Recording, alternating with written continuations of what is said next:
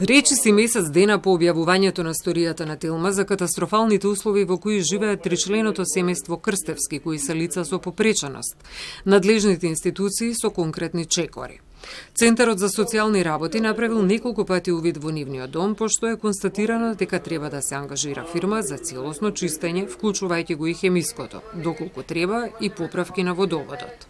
Објавивме повик за финансирање на услугата самостојно живење со поддршка, така да на тој повик ќе се јават давателите кои што имаат склучено договор со Министерството за труд за да го прошириме капацитетот и веднаш по склучување на договорот се надеваме дека тоа ќе се случи до крајот на месецот. Лицата ќе бидат преместени во трајање од 30 дена во стамбена единица во давателот на услугата, тоа е Порака Неготино. Во тие 30 дена преку фирма која е ангажирана ќе се исчисти станот за да бидат создадени услови за живење. Случајот со семејството Крстевски е комплициран и бара системско решение, вели Бафтију, директор на Центарот за социјални работи.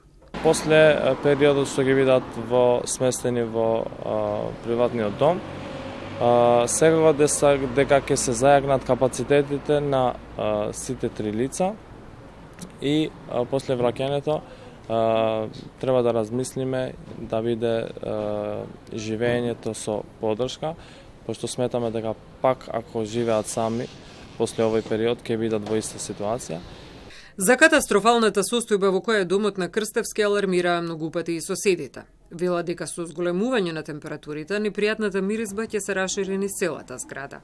Проблемот трае со години, надлежните институции си ја префрлаат вината. Соседите молат проблемот конечно да биде решен.